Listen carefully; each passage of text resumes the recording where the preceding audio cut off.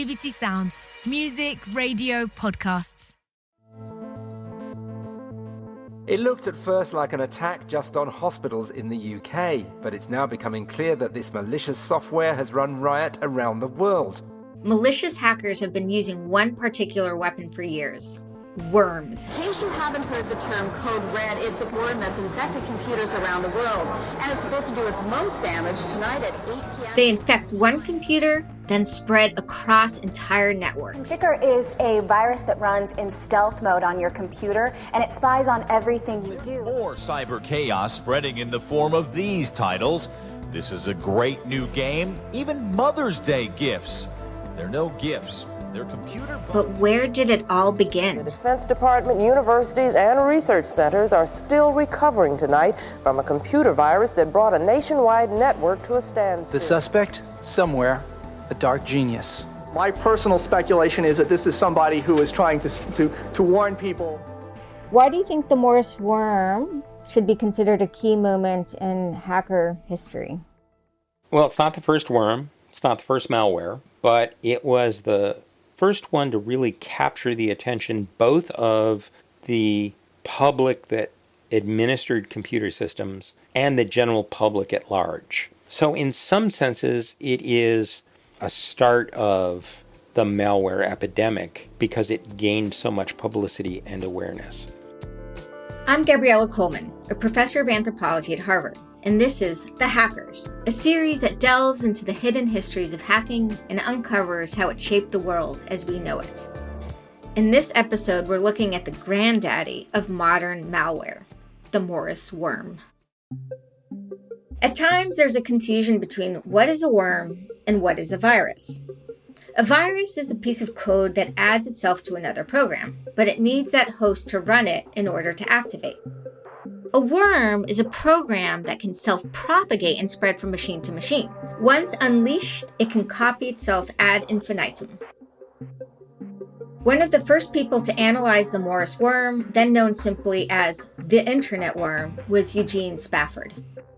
I am a professor at Purdue University in Indiana in the United States. This incident happened in the 1980s, an age of internet innocence, but also a time when very few people were actually on the internet. To be online, you basically had to be in a university or a government agency.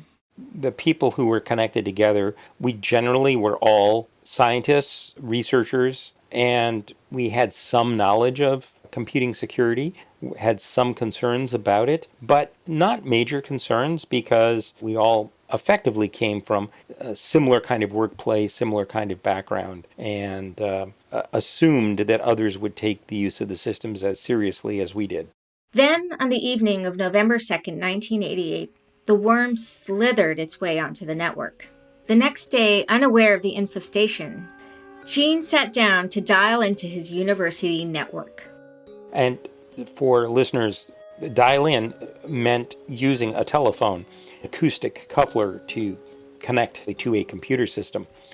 So early in the morning, probably it was about 7:30, as I was having my coffee, I tried to dial in to read the mail that had possibly come in overnight and discovered I couldn't get on. So I dialed into a second system that I had access to and got on and looked at the diagnostic information on my primary system and discovered that the load of the machine, the number of processes running, was 20 times higher than normal. And that explained why the response was non-existent when I tried to connect. So I rebooted the system, then disconnected and logged in directly. And after really only a couple minutes, the performance started degrading again. It's getting slower and slower.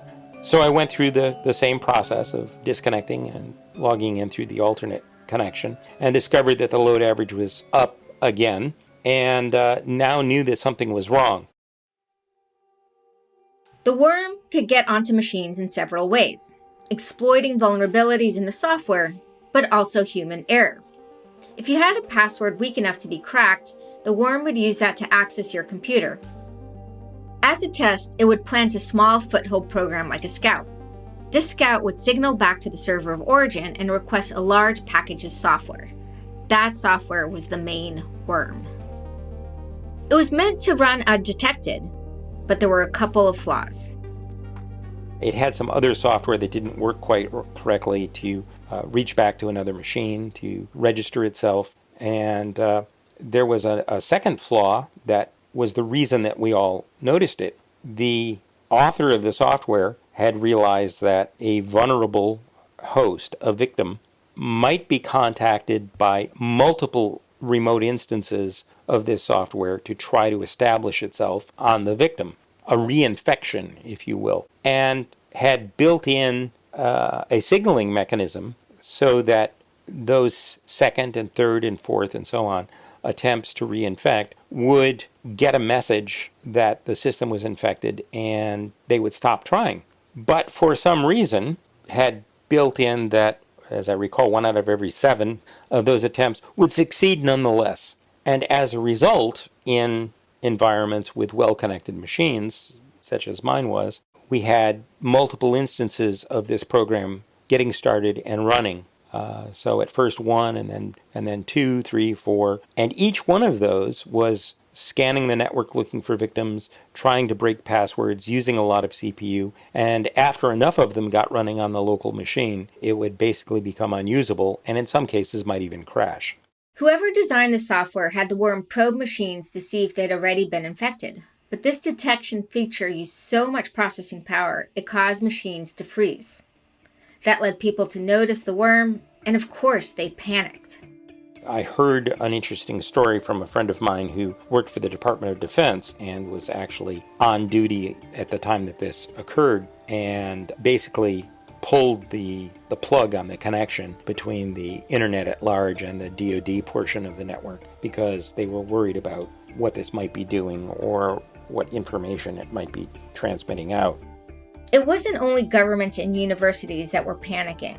The as-yet unknown creator of the worm was also frantically trying to warn people about what they had unleashed. Problem was, the worm was already so well established, email was down. They couldn't contact anyone. And how was it stopped? When we analyzed it, we found that creating a directory or a file of a certain name in the temporary space on a machine meant that if the program tried to create itself on the machine, it would fail with an error because that space in the temporary area on the potential victim was already occupied and it couldn't use the space. So it would terminate. And so this became a kind of an inoculation, a vaccine, if you will. That would protect computers that hadn't been infected. But for those machines already compromised by the worm, add the file, then turn it off and on again. Tried and true panacea of all computer repair. Also, get a better password. As true today as it was then. The worm had been exterminated, but now the FBI wanted to find whoever was responsible. Who was that dark genius at the heart of everything? Well, he was actually just a student named Robert Morris, who had, as we said, been trying to stop the worm. Think Mickey Mouse frantically trying to stop all those evil brooms. Eventually, he turned himself into the authorities and was arrested. There was quite a bit of discussion in some of the online mailing lists at the time because Mr. Morris was well known to a community at our Bell Labs, which is a major research entity at the point, and the majority of people there seemed to be defensive of what he had done, and so there was a lot of back and forth in the community about he was doing people a favor by showing that there was a security vulnerability, and others who were saying we didn't ask to be shown that, and particularly not to shut down our machines, and therefore it was something that was wrong. And so that discussion played out, and still, in some quarters, there can be debate if you get a couple people together to talk about it. The worm had shaken the early internet community, but Morris had not written a deliberately destructive piece of software. The damage that it caused was because of the coding error or the conceptual error that caused multiple instances to run on a single host and overwhelm it. A great deal of emphasis was placed on a number that came out of MIT, where they said that 10% of their machines had been impacted, and by extrapolation that meant about 6,000 machines out of the entire internet. 60,000 machines were on the internet at the time. But it's not clear that that was the case, because the composition of machines at MIT were unlike lots of other sites, so it was probably less than that 6,000 machines overall on the network were impacted. In retrospect, that damage was effectively negligible. Nevertheless, Morris was prosecuted and in fact became the first person convicted under the CFAA, Computer Fraud and Abuse Act. He was sentenced to 3 years probation, 400 hours of community service, and a fine of $10,050, plus the cost of his supervision. The question remains, why had he created the worm? To this day, we don't know. He never explained it. Maybe, like with a lot of hackers, it was just because he could. Since then, he's gone on to become a respected professor, and he was elected to the National Academy of Engineering, a reformed citizen. Do you think Morris's punishment was deserved? It was extremely poor judgment to release untested code on other people's machines. It would be the kind of thing where, for instance, if somebody decided to set off fireworks in a flammable building, they didn't intend for the building to burn down, but it was malicious behavior in an environment and they didn't know what the consequences were going to be. So in that sense, I think what he did was wrong. I still do. I believe that the court, that the prosecutors and the judge also realized that he was contrite, that he hadn't intended damage, but in fact he had done something wrong. While Morris didn't seem to mean any harm, the worm fundamentally changed the early internet. The actual damage to computers might have been small, but the age of innocence was over. Not everyone who would have access to the network would respect it. The worm led to the creation of CERT, the Computer Emergency Response Team at Carnegie Mellon. Eugene Spafford also went on to create the phage mailing list to coordinate security experts. But the worm also inspired many malicious actors. Black hat hackers often use worms in ransom attacks. One worm, WannaCry, brought the NHS to a standstill a few years ago. Why do you think worms are still so effective today? There's a variety of reasons, and one of those is that we still have many institutions that don't take securing their systems seriously. WannaCry in particular took advantage of systems that hadn't been patched, hadn't had updates made to the software. My understanding of some of the problems at NHS is that the software was running on machines connected to medical imaging and medical treatment devices, and applying the patches would require a very lengthy and difficult certification process to make sure that the patch software didn't interfere with the medical equipment. But it comes back around to having a willingness to invest and a willingness to hire trained personnel whose advice is considered in configuring and protecting systems. And I think that's going to go on for a while. That's one reason why ransomware continues to be a problem. Not the only one, but it continues to be one of the root causes. The original floppy disk containing the Morris worm is exhibited at the Computer History Museum in Mountain View, California, sealed up in a soldered plastic box as if it could somehow still be infectious. It's a reminder of how vulnerable we are, especially now the internet is a daily presence in our lives.